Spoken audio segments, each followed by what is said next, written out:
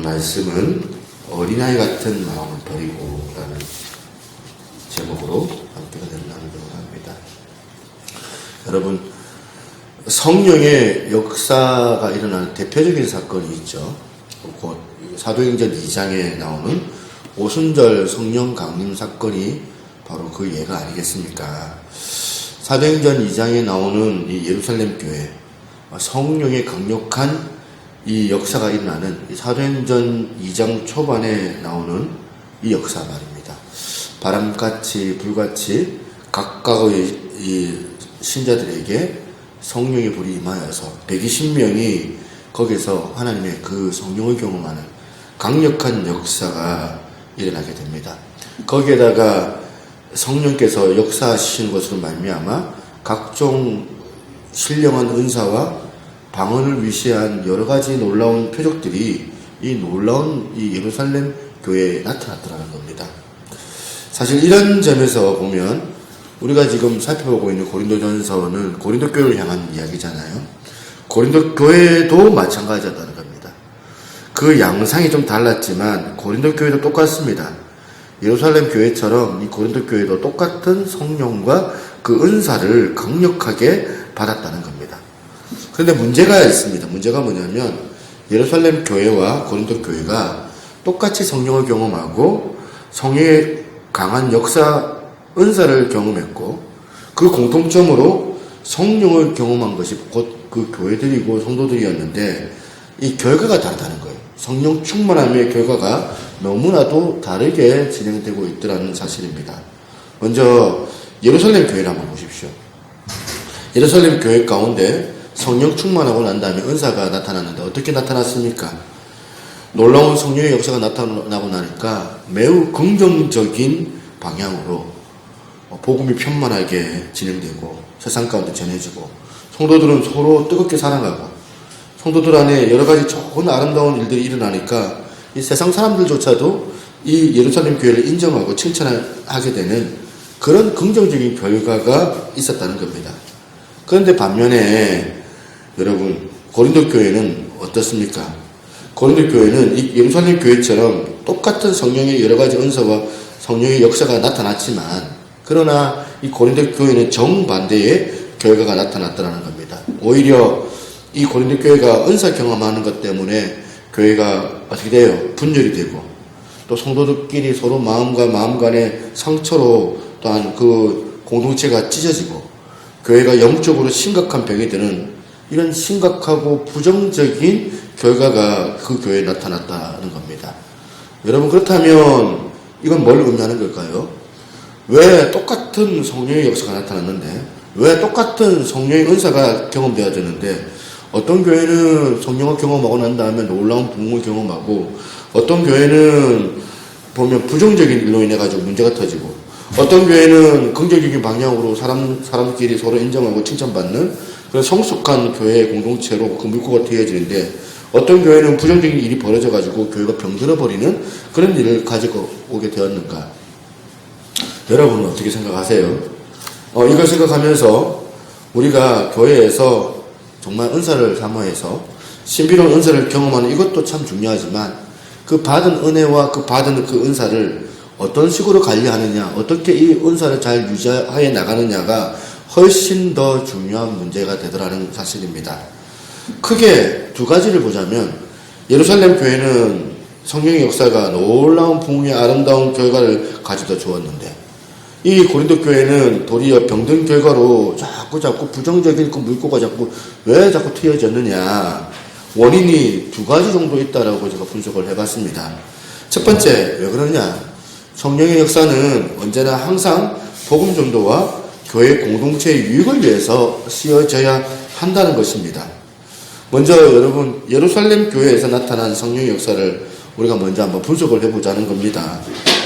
이것들은 철저하게 복음 전도와 선교를 위한 목적을 가지고 있었다는 거예요.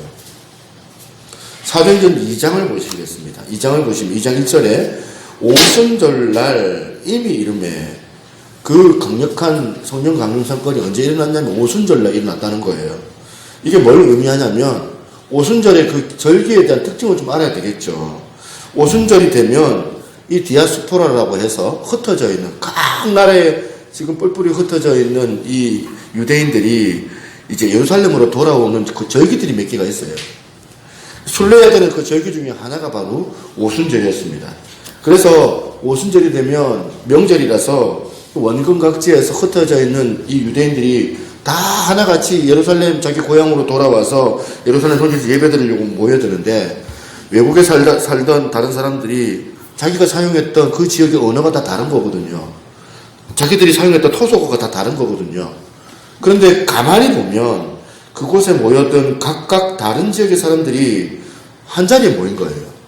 예루살렘이라는 곳에서 모여가지고 그 오순절날 하나님께서 복음 증거되기 위해서 지금 120명을 통하여서 강력한 성령의 역사를 일으켰는데, 마가다락방에서 지금 120명 사람들이 각각이 방언이 터진 겁니다.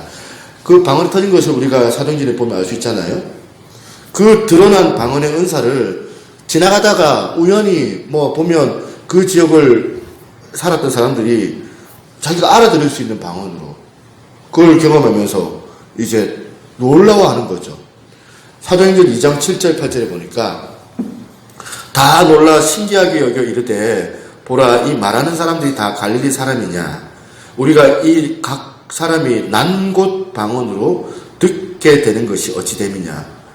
여러분, 분명히 이 방언은 지금 우리가 기도할 때 막 은혜 받고 하는 그 방언, 그래서 나도 잘 이해가 안 되는 그런 방언하고는 다른 방언이었습니다.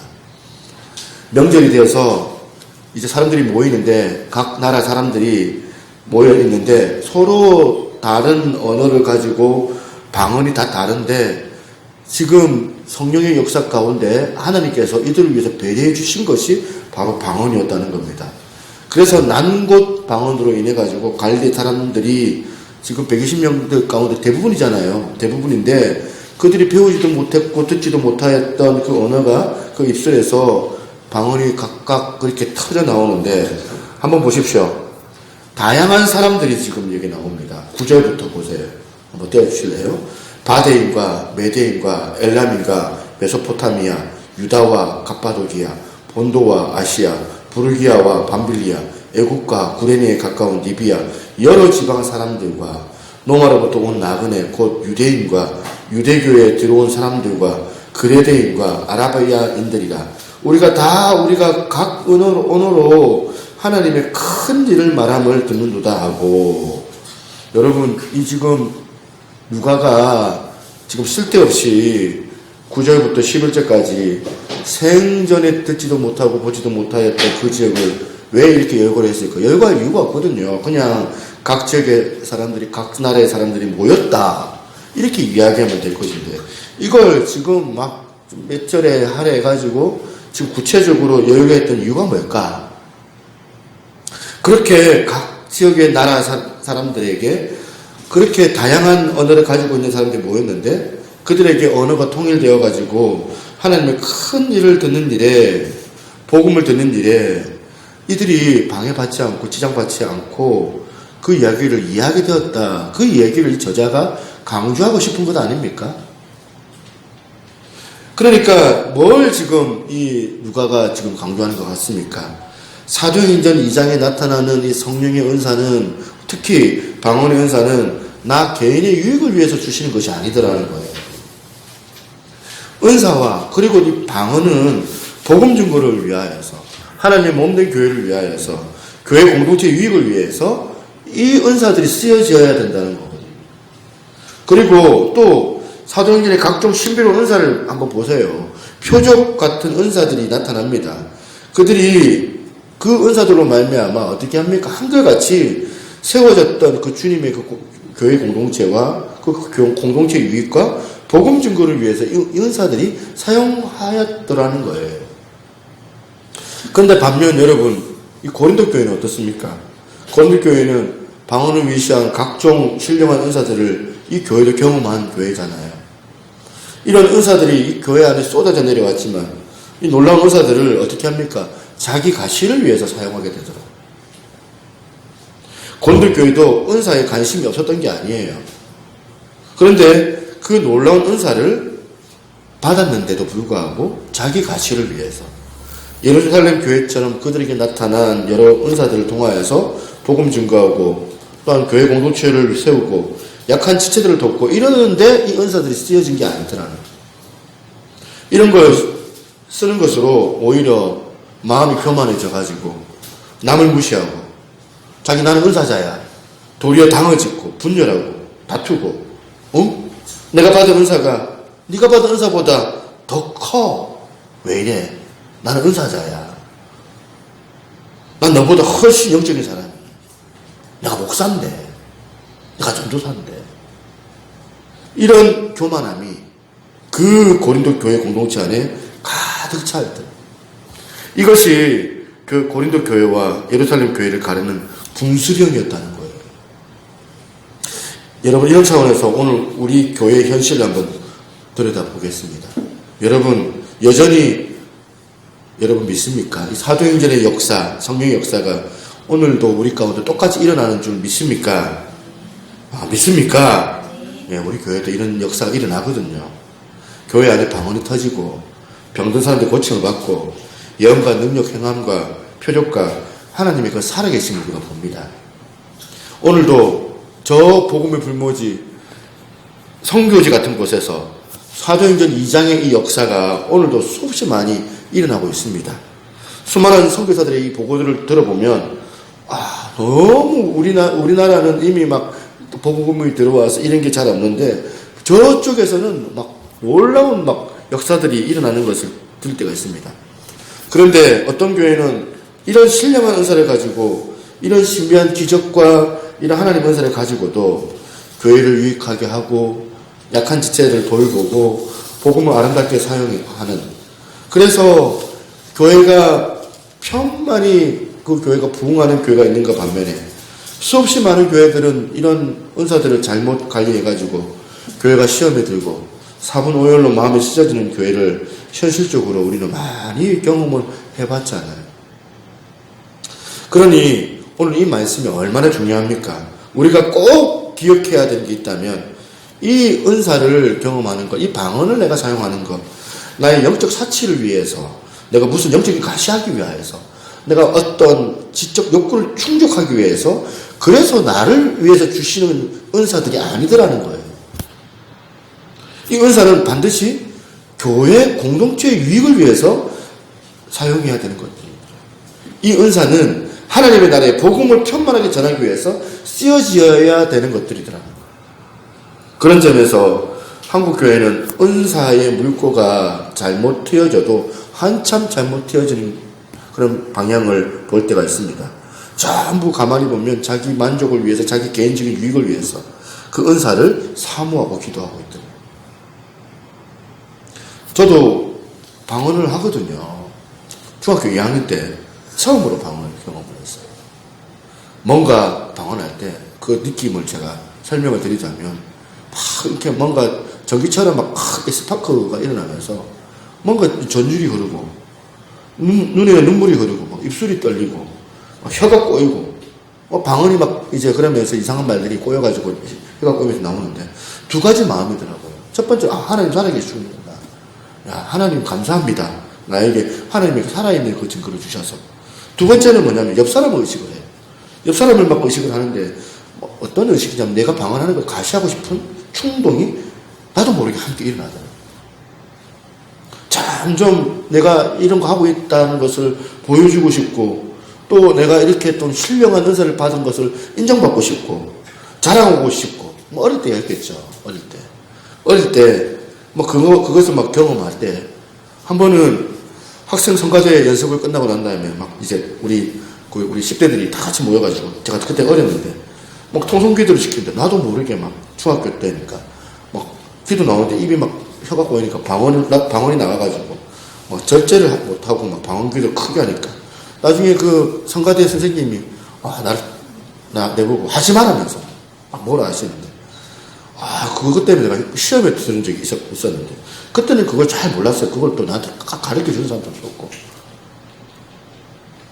방언이 교회 공동체를 위하는 거라는 거에 대해서 그냥 내 신앙에 그냥 이 방언은 내 신앙에 좋은 거 유익한 거라 생각했고 하나님 살아계시고 확실한 증거를 나한테 보여주시기 위해서 아, 나한테 이 방언을 주셨구나. 그 정도만 나는 생각을 한 거예요. 여러분, 우리 교회가 방언을 못하게 하는 그런 교회가 아니거든요. 새벽 기도 때, 또 우리가 또 뜨겁게 또 우리가 또 이렇게 수요 예배나 또 금요 기도일 때 방언 기도하면 되거든요. 근데 뭐 어떤 교회는 새벽 기도 때 방언 기도하면 권사님이 쫓아와가지고, 아, 방언 기도 하지 말라고. 그렇게 하는 교회가 우리 교회가 아니에요. 그러나 만약에 초신자가 이제 교회에 관심을 가지고 주일날 11시 예배 왔는데, 옆 사람이 막 계속 어떤 분이 예배 때 막 기도하면서 그 사람에게 막 방언으로 기도하면 그 사람의 입장에서, 그 연약한 그 초신자 입장에서 보잖아요. 그 초신자 입장에서는 얼마나 무섭고 얼마나 놀랍겠습니까? 이 놀라운 게 막 경이로운 게 아니고, 막 보면 이게 딱 거부감, 비호감 같은 거. 처음 보는 사람은요, 이게 막 무섭고 막 비호감으로 다가올 수 있거든요. 시험에 둘 수 있는 거거든요. 교회 갔더니 막 보면 강신자들이 막 이상한 소리 하더라. 우리가 새벽 기도나 이런 어떤 수요 예배 때 마음껏 이렇게 기도할 수 있고 방언할 수 있지만, 주일날 예배 때 그 연약한 그 세 가족, 그 연약한 지체를 위하여서 방언의 은사를 조금만 절제하는 것도 필요하죠. 이 은사라는 것은 특별히, 또 방언이라는 것은 내 만족과 내 유익을 위해서 휘둘려 나가고 되는 게 아니라는 거예요. 교회 공동체의 유익을 위해서 사용되어져야 되는 것이 성령의 은사인 줄로 믿습니다. 그런데 이 고린도 교회가 어떻게 해요? 이걸 실패한 거예요. 저는 고린도전서 13장 4절 7절, 우리가 지난주 살펴봤던 사랑의 15가지 속성 살펴보면서 참 흥미로운 거 하나를 발견했습니다. 그게 뭐냐면, 이거 쫙 보면 재밌어요. 사랑의 15가지 속성을 쭉 설교하는데, 하라는 말보다는 하지 마라라는 말이 더 많아요. 그러니까 긍정적인 표현보다는 부정적인 표현이 더 많이 나와요. 4절부터 8절에 아니하고가 이게 연속적으로 나온다는 거예요.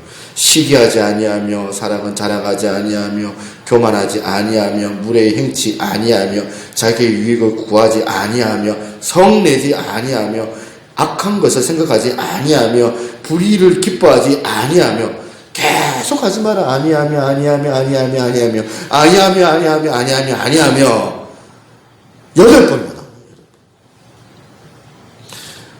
뭘 의미할까요? 여기서 지금 굉장히 중요한 원리 하나를 깨닫는 거예요. 사랑의 속성 중에 중요한 것은 아니하며 이렇게 자기 절제예요. 절제가 없는 사랑을 같이 하기 때문에. 여러분, 사랑의 속성은 하고 해가지고 이게 15가지 나오는 것이 아니라, 하나님의 주시는 이 사랑은 아니하며 이 방언의 능력이 내 안에서 나오는 것보다 더 중요한 것이 뭐냐면, 그 능력을 절제하면서 쓰는 게 더 중요하거든요. 우리 집에 가스가 나오느냐 나오지 않느냐 보다 더 중요한 것은 이 나오는 가스를 어떻게 절제하느냐는 거예요. 어떻게 통제하느냐. 왜냐하면 통제되지 않는 가스는 그 가정을 파괴하는 위험한 것이 되기 때문에 그런 거거든요. 그래서 오늘 여러분들의 은사는 지금 어떻게 쓰여지고 있습니까? 하나님께서 주신 놀라운 은사가 정말 교회 공동체의 유익을 위해서 쓰여지고 있느냐, 아니면 복음이 전해지지 않는 이 시대에 복음을 편만히 전해지는데 그 도구로 은사가 쓰여지고 있느냐. 이게 예루살렘 교회와 고린도 교회를 가르는 분수령이었다는 사실이에요. 그런가 하면 두 번째, 성령의 은사는 사랑의 실천과 연결되어져야 된다는 거예요. 이게 은사가 추상적이거든요. 영적인 성령의 은사 자체가 보면 이게 형이상적인 거잖아요. 추상적이에요. 그래서 신비로운 영적인 은사가 너무나도 실천적이고 구체적인 사랑으로 나타나지 않으면은 그 은사는 그야말로 상하기 쉬운 음식과도 같다는. 사도행전 2장 43절 그리고 그 이후에 44절, 이 말씀이 참 흥미롭습니다. 43절에 사람마다 두려워하는데 사도들로 말미암아 기사와 표적이 많이 나타나니 이 놀라운 성령의 은사와 은혜가 예루살렘 교회에 부어지고 난 다음에 이 예루살렘 교회가 그 다음 물꼬를 어떻게 틔웁니까? 44절이에요. 믿는 사람이 다 함께 있어 모든 물건을 서로 통용하고 또 재산과 소유를 팔아 각 사람의 필요를 따라 나눠주며 날마다 마음을 같이하여 성전에 모이기를 힘쓰고 집에서 떡을 떼며 기쁨과 순전한 마음으로 음식을 먹고 하나님을 찬미하며 또 온 백성에게 칭송을 받으니 주께서 구원받는 사람을 날마다 더하게 하시리라. 방언은 영적인 거예요. 스피리추얼 기프트, 영적인 선물, 추상적이에요. 그러니까 드러나지가 않아요.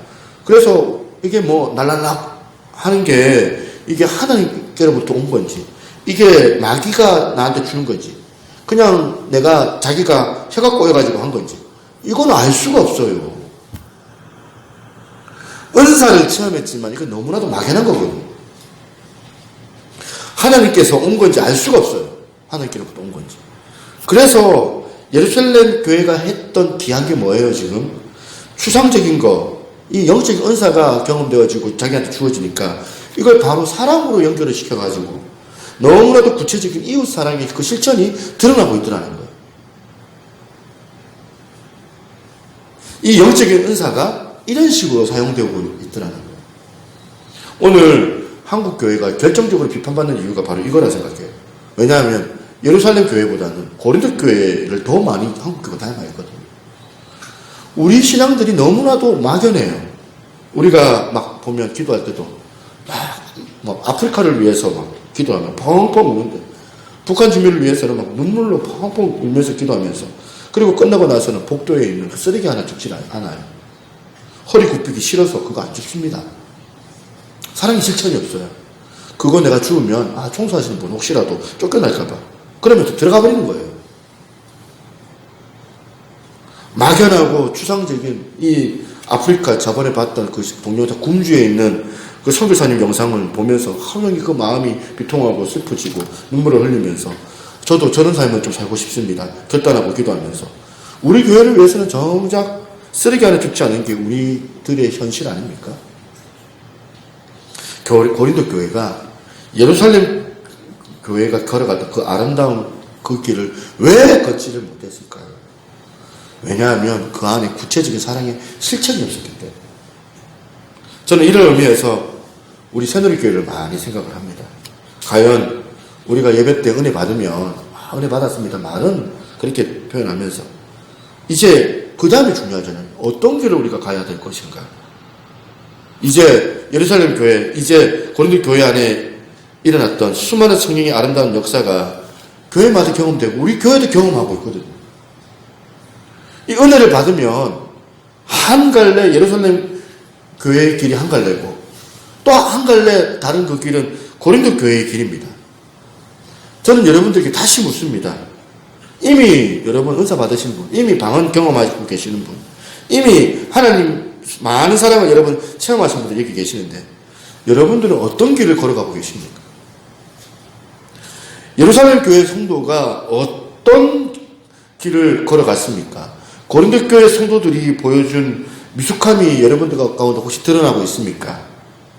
여러분 이 질문에 스스로 답하기 위해서는 오늘 이거 지금 바울이 제시한 한 가지 잣대를 가지고 자기를 좀 점검해 보시기 바랍니다. 11절입니다. 11절에 보시면 같이 한번 읽어볼까요? 시작. 내가 어렸을 때 말하는 것이 어린아이 같고 깨닫는 것이 어린아이 같고 생각하는 것이 어린아이 같다가 장성한 사람이 되어서는 어린아이의 일을 버렸노라. 바울이 지금 고린도 교회 성도들을 건면하면서 주신 말씀입니다. 어린아이에 관한 얘기를 해요. 어린아이의 특징이 뭐예요? 네 가지 정도로 제가 살펴봤어요. 첫 번째는 뭐냐면 어린아이의 특징은 자기 자랑이 많아요. 미숙할수록 자기 자랑이 많아요. 이게 예루살렘 교회와 고린도 교회의 결정적인 차이였어요. 예루살렘 교회는 은사를 경험하고 누구를 자랑했냐면 예수 그리스도를 자랑했어요. 그 교회 모든 성도들이 다 100% 그랬다고는 볼 수는 없지만 그 교회 전체의 분위기가 그 물주기가 그랬어요. 자기를 자랑하지 않고 그리스도 예수만을 자랑을 했어요. 그런데 고린도 교회는 은사를 경험하자 누구를 자랑합니까? 예수님의 십자가를 자랑했습니까? 아니면 그 은사를 경험하자 자기를 자랑했습니까? 다른 사람이 받은 은사를 그냥 무시합니다. 귀하게 생각하지도 않습니다. 내가 너보다 더 신령해. 그게 은사야? 이 정도는 돼야지 은사지. 환상도 보고 기도할 때마다 하나님께서 이렇게 말씀하셨어요. 하나님께서 이렇게 말씀하시니까 이렇게 움직여요. 이 정도는 돼야지. 말해주고 싶어요. 자꾸 자기 신앙을 우월하게 여기면서 자기가 참이고 자기가 진리라고 자기 입으로 말해주고 싶어요. 내가 하나님 편이라면서. 자꾸 자기 신앙이 우월하고 그렇게 가시하고 싶어요. 그러면서 왕집사, 우리 교회는 왕집사가 없으니까 내가 김집사 이렇게 하다가도 안 되겠다. 박집사 안 되겠다 싶어가지고 왕집사를 했어요. 새벽 기도도 안 나오는데 기도도 안 하면서 그게 무슨 은사야. 그딴 거 가지고 창피하게. 이렇게 자기 자랑이 많은 게 어린아이의 신앙이더라고요. 그런 다음에 두 번째, 어린애의 특징이 뭐냐면 편가름이 많아요. 아이들도 셋만 모이면 그렇게 보세요. 한 애를요, 둘이가 왕따를 시키고, 그러니까 한 애가 그것 때문에 울고 엄마한테 막 다 찾아오고, 그러다가 그 다음날은 또 다른 애가 와가지고 또 고자질합니다. 또 쟤 둘이가 나를 또 보면 괴롭히고 편먹고 나한테 절한다고. 인간들이요, 셋만 모이면 분열하는데, 야, 보니까 A를 낳아도 2명, 4명, 6명 놓든지 그래야 되겠더라고. 셋만 모이면 분열하는 게 인간의 본능이에요. 그렇게 은혜를 받고 은사를 받았던 고린도 교회도 이 양상이 점점 더 심해지고 나타나는 거예요. 고린도전서 1장 11절 12절을 보니까 내 형제들아 글로의 지부편으로 너희에 대한 말이 내게 들리니 곧 너희 가운데 분쟁이 있다는 것이라. 내가 이것을 말하거니와 너희가 각각 이르되 나는 바울에게, 나는 아볼로에게, 나는 게바에게, 나는 그리스도에게 속한 자라 한다는 것이라. 편먹는 거예요. 교회가 그렇게 은사를 많이 경험을 하면 경험할수록 어린아이 같은 이 미숙한 고린도 교회다 보니까 편가름이 심한 거예요. 은사를 받았는데 우리는 방언파, 우리는 구제파, 우리는 큐티파, 우리 교회 같은 경우는 어성경파, 해외 선교파, 국내 선교파, 뭐가 있을까요? 또 담임 목사파, 사모님파. 우리 교회는 나한테 안 오고 사모님한테 가는 사람들, 그런 분들도 있으니까 사모님파. 예를 들어서 얘기하는 거예요. 또 쫓겨난 교회인데 중고등부파, 유초등부파 나눠가지고 부교역자파. 제가 그냥 생각나는 대로 이렇게 말한 거지. 우리 교회가 그렇다는 건 아니잖아요. 그건 아니에요. 여러분, 우리가 가만히 보면 이게 은사를 경험하고 방언하고 기도를 많이 하는 거 이거하고 성숙한 거하고는 다른 것 같아요. 누가 기도 5시간 하고 더 신령한 지혜가 충만해져가지고 오히려 편가름하는데 고수가 돼요. 기도를 하셔가지고 아주 지혜롭게 편가름을 하셔가지고 고수가 되어서 자기 편을 확보하고 이런 걸 보면 이게 보면 성숙한 거하고는 다른 거구나. 어린아이의 특징이 뭐냐? 편가름이에요. 이런 상황에서 우리 교회는 어떻습니까? 예루살렘 교회로 갑니까? 고린도 교회로 갑니까? 세 번째, 어린아이의 특징이 뭡니까? 전체를 보지 못하고 부분적인 것에 집착하는 태도예요. 이게 고린도 교회 성도들이 했던 거 아닙니까? 자기가 가지고 있는 그 은사가 최고라고 생각을 하다 보니까 다른 사람들이 가지고 있는 은사를 정말 소위 말해서 가짜라는 거예요. 하찮게 여기는 거예요.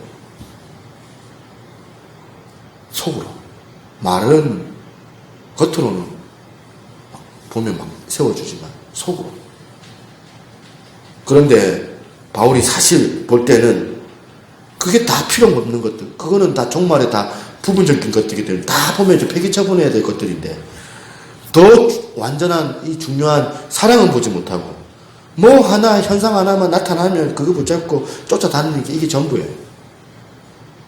교회에서 맨날 은사파들은 맨날 기도원 쫓아다니고 머리 보면 막 신령하다는 사람한테 머리 dim이 있고 안수해달라고 그러고 조그만 현상만 나타나도 아버지 하면서 막 몰려다니고 또 어떤 사람은 큐티야 막 하는데 부분적으로 보니까 막 큐티가 다 전부인 줄 알아요. 큐티파는 막 하는 은혜 통로는 큐티밖에 없다 이렇게 생각하고 그러면서 다른 큐티 안 하는 사람도 폄하하고 새벽 기도파. 맨날 그게 전부인 줄. 1년 12달 새벽 기도 나오는 사람들이 막 마음이 높아져가지고 나는 새벽 기도 하는 사람이야. 너무 그런 것들에 대해서 부분적으로 생각하고 이게 뭐냐? 어린아이일수록 부분적인 것에 더 집착하게 되더라고요. 마지막 네 번째 어린아이 특징이 뭐냐면 자기중심적이더라는 거예요. 은사를 받아도 자기중심적이에요. 교회를 섬겨도 자기중심적이에요. 무슨 떡을 대접하고 음료수를 대접해도 그럼에도 불구하고 그런 것들이 다 자기중심적이에요. 어린아이의 마음을 가지면 자기 주도적으로 해야지만이 속이 편해지더라고요. 여러분, 우리가 하나님께 드리는 행위는 자기 만족을 위해서 하는 것이 아닌 줄로 믿습니다. 제가 큰 교회를 경험을 해보니까 교육자들끼리도 그런 게 있어요. 어떤 교육자는 막 다른 교육자를 바라보면 혀를 내둘러요. 너무 힘들다면서 속. 그런데 성도들한테는 인기 폭발이에요, 이분. 다른 교육자는 막 힘들어하는데. 왜 그럴까요? 자기만 인기만 있으면 되거든. 옆에 동역자에 대한 배려가 없어요. 자기만 잘하면 된다. 내 부서만 잘 되면 된다. 뭐 이런 게 있거든요. 그러니까 이런 사람들이 모여있는 교회는 분열할 수밖에 없어요. 자기 중심적이기 때문에. 은사 많은 미숙한 사람들은 자기 중심적이에요. 우리가 교회에서 뭔가 자기 중심적으로 뭔가 꽃을 막 자기가 여기서 피우려고 하지 말고 어린애 같은 미숙한 그런 태도를 없애려고 하는 그 몸부림이 우리 가운데 필요하거든요. 저부터. 그래야 될 것 같아요. 그러니까 막 보면 그렇더라고요. 큰 교회만 봐도 막 보면 경쟁 구도를 만들어가지고 무슨 바자회를 하더라도 막 더 많이 팔아야 되고 깜짝 놀랐습니다. 기도회를 하더라도 우리들이 더 많이 모여야 되고 막 경쟁 구도를 막 교회에서는 심어주고 거기에 놀아나는 보면 그 성도들은 막 특히 리더들은 막 기가 막히게 막 확실하게 끝내주는데 우리 부서 쪽은 잘 해먹여야 되고 잘 해야 되고 그렇게 막 욕심 많고 야무진 사람들이 있거든요. 주변에 한 번씩 제가 그런 사람도 봐요.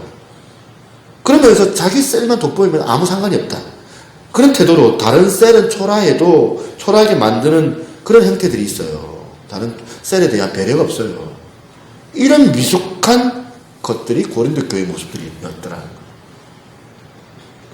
이런 맥락에서 우리가 이 어린아이의 일을 버리고 우리가 상상한 사람의 이 성숙함이 우리 가운데 있어야 되는데 뭐가 완전한 거라고 했습니까? 오늘 보니까 사랑은 부분적인 것들은 은사지만 사랑은 완전한 것이다.